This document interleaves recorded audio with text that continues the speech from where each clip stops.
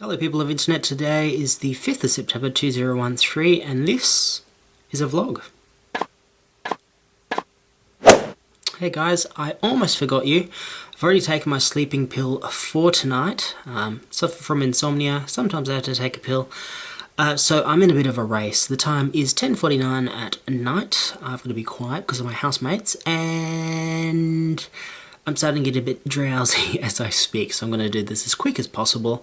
So yes, didn't forget you. Let's see, I'm going to be talking about the IFA, which is the big tech conference that is happening over there in the land of Europe. The guys from Sony and Samsung had a big press conference. Drugs.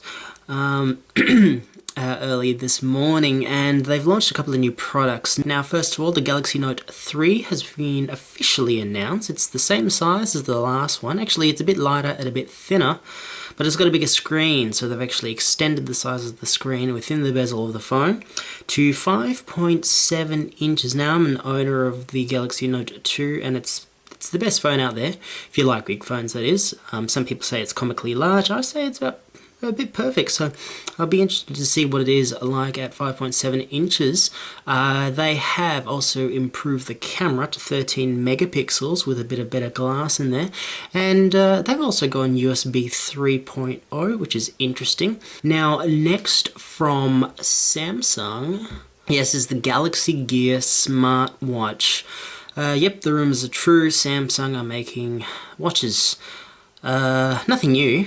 A lot of people are saying that wearable tech these days is going to be the big thing, but at the moment I'm not entirely convinced. You have a look at things like Google Glass, for example. The Galaxy Gear smartwatch is pretty much the same thing. It's a companion to your existing phone device. It doesn't completely replace your phone. It may have a couple of bells and whistles that are cool to have, but it doesn't really offer anything new, and it's large, it's clunky, it's pretty cool, it looks nice, but for the price point and what it offers, not entirely convinced. If you ask me, the whole concept of a smartwatch has not been fully realized in the tech industry. Give it a couple more generations and we'll start seeing something cool, maybe a holographic display or something like that, but simply just miniaturizing a phone and turning it into a watch, not really that interested. This is where we move into Sony's press conference that they had last night, just before Samsung's. Sony had announced a couple of bits and pieces. Now, I won't go through everything here because I don't really want to. The Action Cam has now been I don't know what I'm talking about. Oh, I want to fall asleep very, very quickly. The Action Cam has got an upgrade. It's been shrunk down. It's lighter. I'm actually filming this at the moment with my Action Cam that Sony gave me free of charge. I suppose I should disclaim that, although I've got no reason why I should, because I'm not trying to sell it to you. But the Action Cam has actually been a bit of a surprising little device. I am a GoPro guy. I love GoPros, and I'm a big fan of the GoPro 3. But Sony's Steadicam technology is absolutely amazing when it comes to stabilizing Action Cam style shots. So I'm be quite interested to see what the new Action Cam is going to be like. I mean, it's got NFC as well, because at the moment the Play Memories software is horrible. Before filming this, actually had it crash 3 times. Although I don't think that's Sony's fault. I think it's my fault for putting my phone in its case upside down, so it kept on holding the power button. Stupid me. One thing that I thought I was going to be excited about with Sony is their QX Smart Lens cameras. Now, these are a bit of a unique design.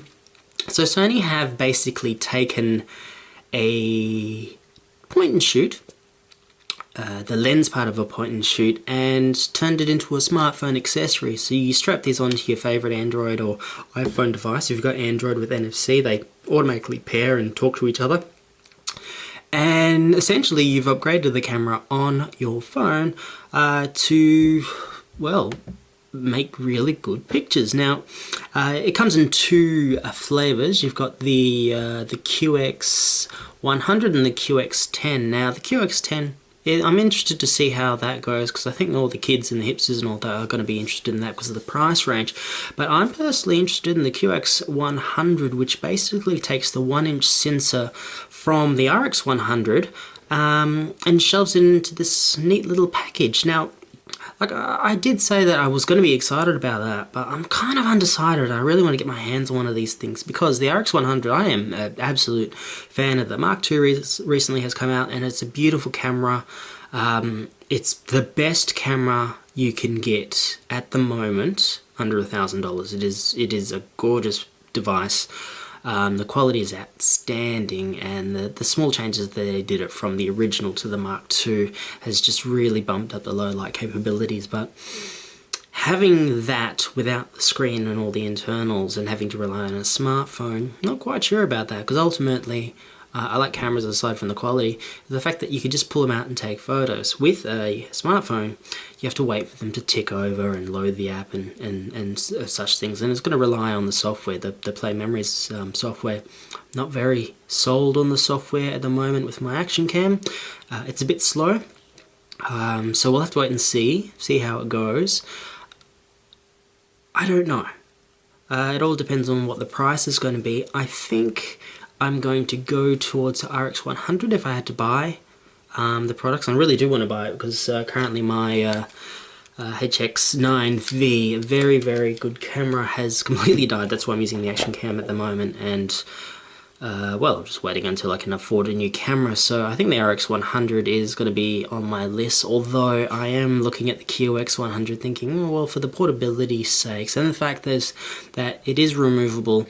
You can touch the screen to focus. You can remove the device and stick it on a ledge, walk away. It's basically the RX100 if it had babies with an Action Cam. That's pretty much what the QX100 is. So wait and see, I suppose. Pretty exciting tech. And finally announced by Sony is the new phone, which I keep forgetting what it's called, and hopefully I'm not stumbling on my own tongue at the moment, because I really want to go to sleep. But yes, the new phone, the Xperia Z1, as you can figure out, it's the successor to the Xperia Z, which came out last year, I think. It feels like it's a much more recent camera. The Z1 is a beautiful phone. Let me just get up the specs on my screen. It's pretty much a very, very similar design to the Xperia Z. It's a bit more refined. They got rid of that little crappy flap thing. What is with Sony and the flappy things? Yeah, I'll get to that later, but yeah, the little flappy thing that they had on the headphone socket, they've removed that, and the reason why they had the flappy thing is because the device is waterproof. So they've just improved on a very good design. Now they've shoved a 2.2 gigahertz Snapdragon 800 in the little thing, so it's a bit of a beast at the moment. The original Xperia Z, I think they had a 1.5 Snapdragon F4. It was an okay phone, but given what else is on the market, I wasn't that impressed with it, although it did feel very nice in the hands. So it's good to see that the Z1 has guts in it this time. And on top of that, they have added a very nice little camera, and I really want to get my hands on this camera because I think it's got a, what is it, a 20.7 megapixel camera. It's enough megapixels for me, as long as it's a good low light cable camera. I'll be happy. And yeah, so that's pretty much it. They also released the laptop. I don't know what I'm saying right now, so I'm just going to finish off at the laptop. They released the 11, the Vaio 11, the Vaio Tap 11, I think it is. Now, it's a Windows, full Windows machine, so none of this Windows 8 RX, whatever the hell they call it. It's full Windows 8 machine. It's got a magnetic Bluetooth keyboard attachy thingy, and it's a very, very, very nice looking tablet. If I wanted to get myself a Windows machine, I'd definitely get that. It's got a bit of guts to it. It's a nice form factor. It does have those little flappy plastic bits on the side, but that's Sony for you. I'm not quite sure why they do that. They love their flaps. Don't know what the price is. That is probably going to be the clincher. But yeah, exciting things that have come out of the IFA from Berlin over the last couple of 24 hours. That means it's 48 hours, but it wasn't 48 hours. Oh, it's 11:03. I should be going to sleep right now. I'll just quickly edit this video, upload it, and then you'll be able to enjoy it. Well, hopefully you've actually stuck around till the end of it. Is there anything that you saw at the IFIA? Have you... the thing in Berlin? Is there anything that you've seen that you thought, what do you think about the Galaxy Gear, the watch thing? Is it a thing that you'd likely be wanting to purchase? Leave a comment or video response. That video responses don't exist anymore. Why do I keep saying that? In the section below. Love you forever. I'll catch you guys in 24 hours.